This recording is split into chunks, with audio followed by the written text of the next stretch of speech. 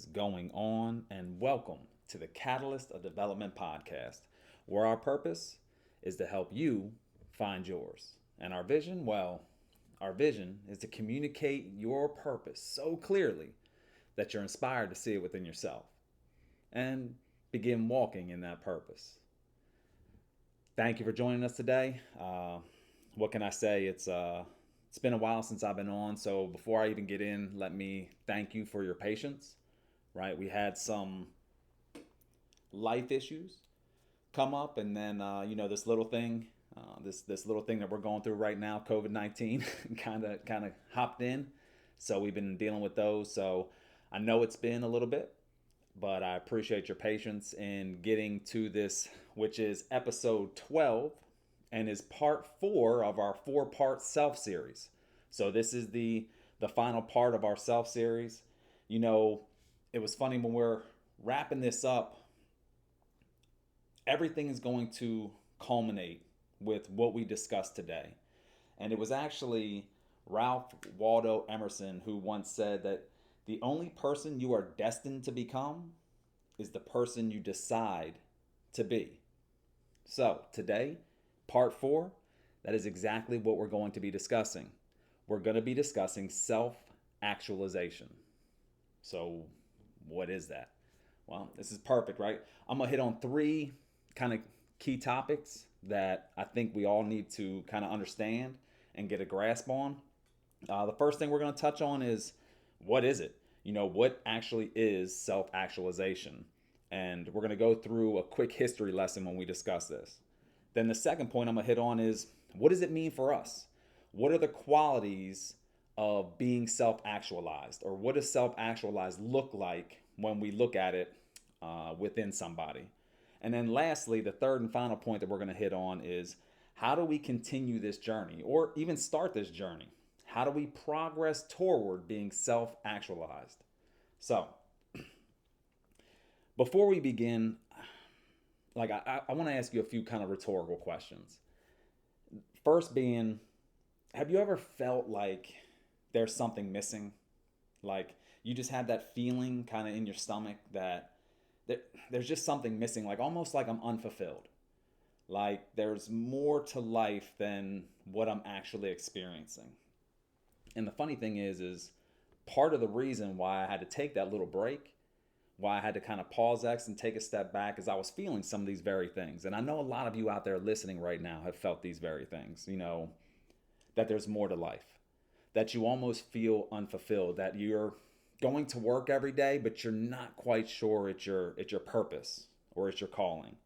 And I'm hoping today, as we discuss and kind of dive into self-actualization, I'm hoping that we'll begin to answer some of those questions today. But before we can even start answering them, we all must understand what self-actualization is. So, main point 1, what is it, right? A lot of you may recall hearing it before. A lot of you may have been like, man, that sounds really familiar. Well, I'm going to tell you, it's actually, where I pick it up from is from a world-renowned psychologist, Dr. Abraham Maslow. And what many of you may remember is Maslow's hierarchy of needs. Start to ring a bell now? All right. So if you will, imagine a pyramid, right? We'll say it's 5 levels. This pyramid is 5 levels. Level 1 being at the bottom, which is the foundation, and level 5 being at the top. That's the tip of the pyramid, right? So we're going to break down those 5 levels of Maslow's hierarchy of needs. Right? Level 1, psychological needs. Now these are your basics, right? I mean, bare minimum basics. This is food, water, sleep, breathing, right? That's your level 1. We then transition up to level 2, and these are our safety and security needs. Now this is like body, employment, resources, family, health, shelter. Those are your safety and your security needs. Level 3 is your love and belonging needs. Now this is your family, friendships, connectedness, feeling like you're part of a tribe. We'll transition up to level 4, which are our self-esteem needs. This is self-love, confidence, achievement, respect, significance, and value. And then finally, the fifth, the top of the pyramid, is self actualization. This is self development. This is being your best self. This is reaching your fullest potential. This is continued growth. Self actualization is the top of the pyramid.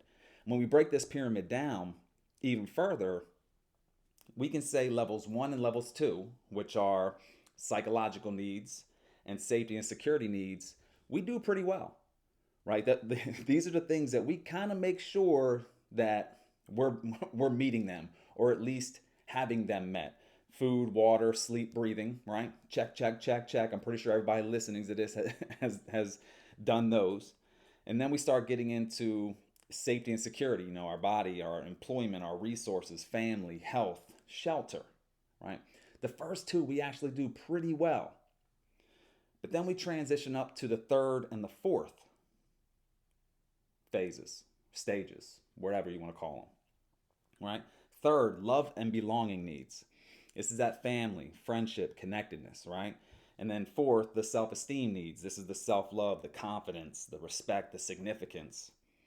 Now, although we may do the first two pretty good, the third and the fourth ones, we don't necessarily hit the nail on the head every time with these, right? We're missing the boat on these. Not only that, the organizations that we work for are missing the boat on these sometimes as well.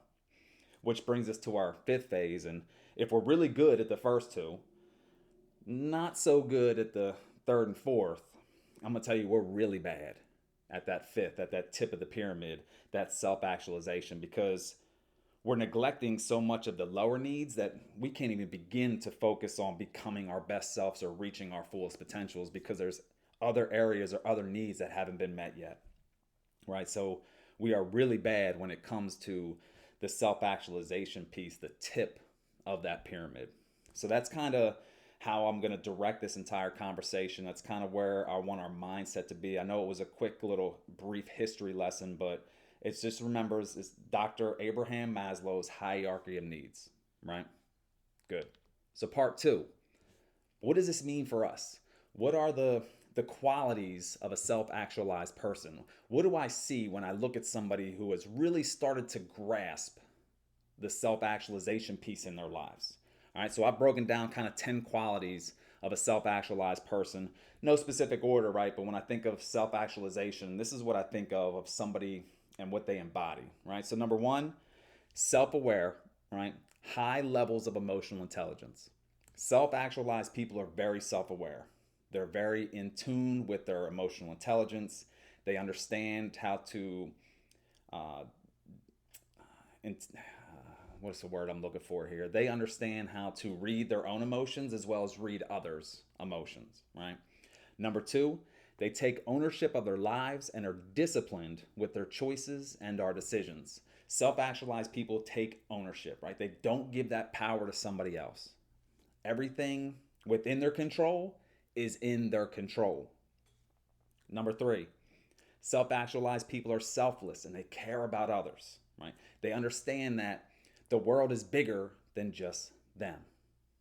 Number four, self-actualized people have an abundance, not a scarcity mindset, right? There's enough for all. When one wins, we all win, right? They're grateful for what they have. When I think about this, I think about, people always come up to you in the hallways at work or, as you're walking down the street and they'll be like, hey, how you doing? And we always give them the kind of generic, oh, I'm good. Oh, I'm good. We always give them kind of the generic answer. Well, I've started trying to come up with like fancy little slogans and catchphrases to catch people off guard, or I'll say them to make sure that they're paying attention, right? Because I'm grateful for what I have. So when people ask me, hey, how you're doing? I'll be like, blessed but not satisfied. Outstanding but improving. Less than perfect but better than good. Hey, how you doing? If I wasn't here, I wish I would have been. Hey, how you doing? Any better? There need to be two of me. Right? Hey, how are you doing? Great, but still growing. Right? These are some of the things that I've kind of come up with in little catchphrases. So if you have any more, man, let me know. I'll add them to my repertoire and just keep tossing them out at people, man. You'd be surprised at the looks you get when you say things like this. They're like, what? Or what really catches people off guard is if you ramble off like three or four of those in a row, they're like, whoa, whoa, whoa, whoa, whoa, whoa, whoa. I just asked how you was doing. I ain't asked for all that, right? So, but yeah, self-actualized people have an abundance, not a scarcity mindset. All right. Number 5, self-actualized people are lifelong learners. Right? They are always in the pursuit of reaching their fullest potential. Right? They always strive for it. They always strive for it. There is always something that they know they could be better than. Number 6, self-actualized people are open-minded and humble. They keep their egos in check. I made the comment the other day when I was talking to some individuals. I listen with the intent to be influenced, right? Because I know I don't always have the right answers. I don't always have the perfect solution. So I listen to others with the intent to be influenced. And what that does is it keeps me open-minded to what they're saying, right? I try not to let my ego get in check. I think as human beings, we are naturally egotistical. It's really hard not to think about ourselves more than we think about others. And what people try to do is minimize self and increase others. And what that does is it limits your ego. It's one thing to be confident, it's another thing to look down at your nose at people, right? So, self-actualized people are open-minded and humble, and they always keep their ego in check. Number 7, self-actualized people are realistic and they're resilient. They understand perceptions and expectations versus reality. You know, a lot of the times when we deal with disappointment, it's not the act that disappointed us. It's not the situation that disappointed us. It's that the situation and or the act did not meet our expectations. So you're not disappointed at said individual. You're disappointed that said individual didn't meet your expectations. Now, I'm not telling you to lower your expectations. Heaven forbid, if you know your worth, then you go out and you get what you're worth. But understand that there's a huge difference between expectations and reality. Right? Number 8, self-actualized people live in the present moment. They learn from the past, they look forward to the future, but they live in the now. We talked about this in the last episode when it came to flow state, right? I always try to get in some kind of flow state, that state of being where when you start to work on something and you look up and then all of a sudden 2 hours have passed. And it doesn't matter what it is. I could be putting together a podcast, I could be hanging out with my kids, I could be spending quality time with my wife, I could be at work completely zoned in on something that I'm passionate about. Then all of a sudden I look up and lo and behold, 2 or 3 hours have passed when it's only felt like 10 or 15 minutes.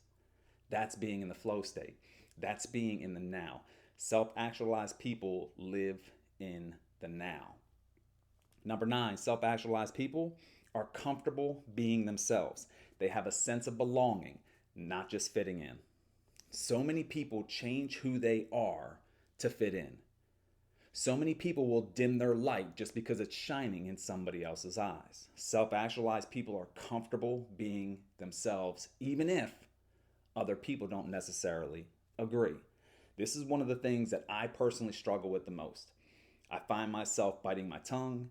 I find myself not speaking my full truth, right? I don't know if it's because I'm trying to live up to something or not to step on toes, but it's something that I'm making a conscious effort to improve.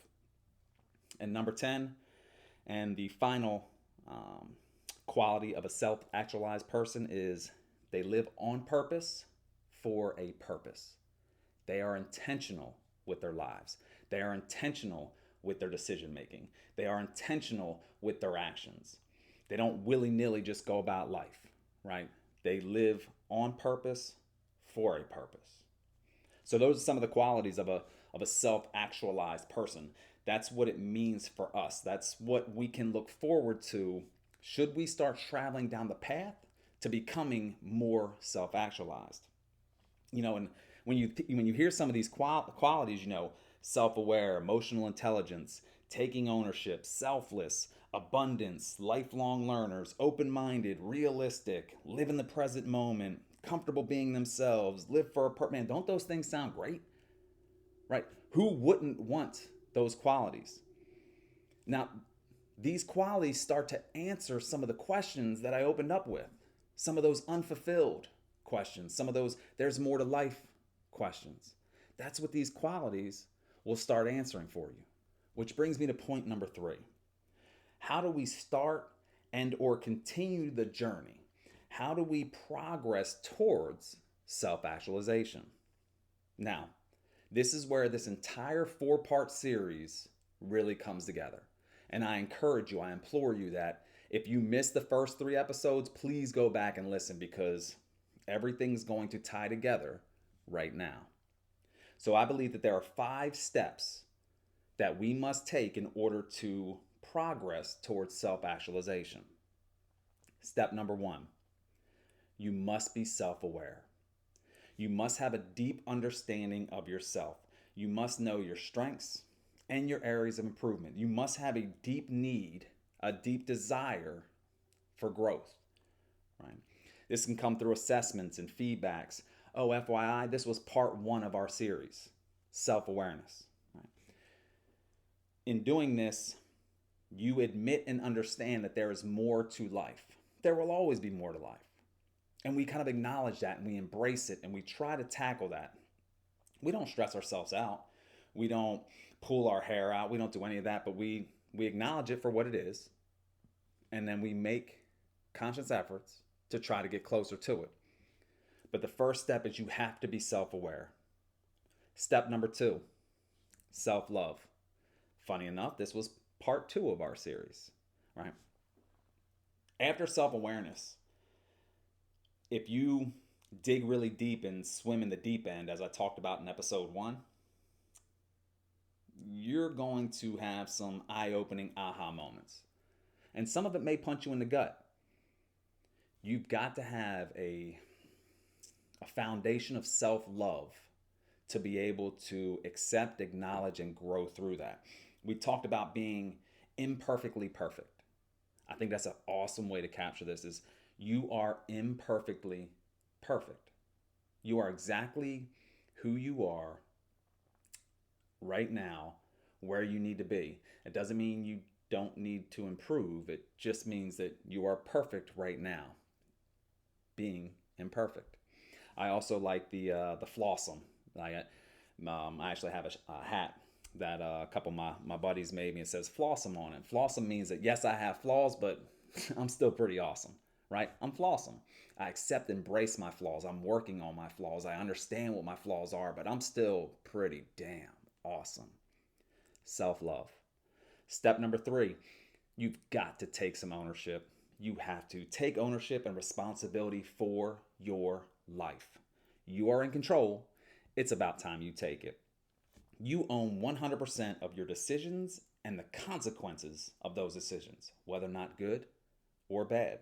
Your life is a reflection of your decisions and your habits. You need to stop blaming others. You need to stop playing the victim, right? I can look at your life right now and we can travel it back and you are exactly where you are because of the decisions that you've made.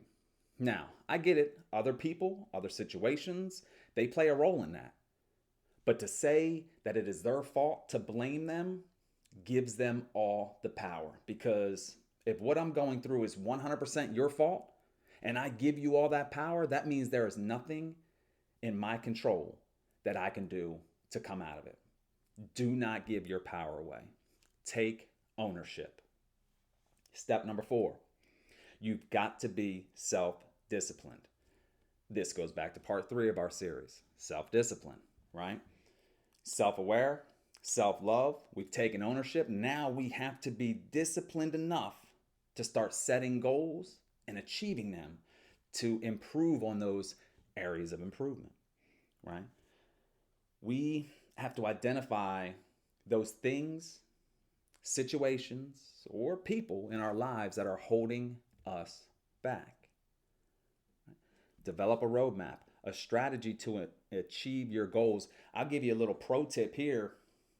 If you're really self-aware, you know where your strengths lie and your weaknesses. You need to rely on your strengths to help improve your weaknesses. Your strengths and your weaknesses will tie together some way. And if you can figure out how to do that, your areas of improvement will start diminishing really quickly. Right? But you've got to be self-disciplined enough to develop a plan to move forward. And number 5, the final step of progressing towards self-actualization is you have to be a lifetime learner. The second you feel like you have arrived, you've already lost. The second you feel like you have nothing else to learn, you've already lost. Now, I think we can all agree that we never just remain the same, right? I'm different today than I was yesterday, right? I'm a day older. Some cells have gone away. Maybe I got a little bit more facial hair. I could be smarter, right? I could be wiser. I could have learned something yesterday that I brought into today. I am not the same person. Although the change might be very minute, that it's impossible to see, I'm not the same person, right? Our cells regenerate. Our skin, you are physically not the same person from day to day to day. So, if we're not even the same person as we were yesterday, we sure ain't the same person that we were last week or last year. And we can talk knowledge, education, family, friends, everything. So, we are either growing or getting worse. We're either progressing or we're not. You can't be stagnant. So you're either moving in a positive or you're moving in a negative. We can agree on that, right? Yes. All right. I'm going to say you went ahead and agreed right there. So if we can agree on that, then we can also agree on that you were either getting stronger or you're getting weaker. You're either building or you're breaking down. You're either improving or you're declining. You're either growing or destroying, developing or decomposing. You're either getting better or you're getting worse. The choice is yours. And that's the great part about self-actualization.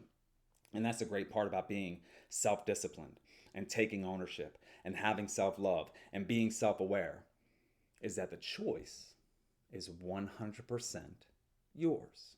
You can be either or of any of these things, but the choice is yours. You have to understand that we, as a whole, when I'm speaking on everybody, we will never, ever be perfect. And that is okay. Because that just means we have room to grow and improve and get better. So I want you to go back to those questions I asked before, right? I want you to start feeling more fulfilled. I want you to start reaching your fullest potential. If you wake up every morning, like I do sometimes, with that pit in your stomach and know that there's something more out there, that maybe I'm not walking in the path of my purpose. Maybe I'm not chasing after my calling. I want you to stop feeling this way. I want you to start living out your best life and being self-actualized. I want you to start living out your best life, and becoming more self-actualized will get you to that point. I highly suggest, I recommend, I implore, I beg that you go back and you listen to the first 3 parts of this series, so you have a great understanding of self-awareness, self-discipline, self-love, and then self-actualization. There's a reason I pieced this together the way I did, because it was building blocks, it was stepping stones to get us to this point, because I honestly, genuinely, from the bottom of my heart, want the best for you. I'm not only speaking to the folks that are listening, I'm speaking to myself. What you have to decide is what you want your life to be. Like, you're forever, right? Your forever is going to end. And let's just say your forever was ending tomorrow. Would this be how you wanted to spend your life? Did you fulfill everything that you wanted to fulfill? Nothing's guaranteed. You know this. I'm preaching to the choir right now. Stop being afraid and start being you. The best you. Again, thank you for your patience in me getting this part 4 of this series out. Again, life issues, right? A little COVID issues, but I got to it because I owed it to you, and I didn't want you waiting any longer. As always, thank you for spending time with me today. Thank you for allowing me to invest in you. Until next time, make sure my stuff's good, right? Until next time, continue unlocking the code to reaching your fullest potential. Be a catalyst, not just for you, but for all those around you. Stay safe, stay healthy, and keep taking care of one another.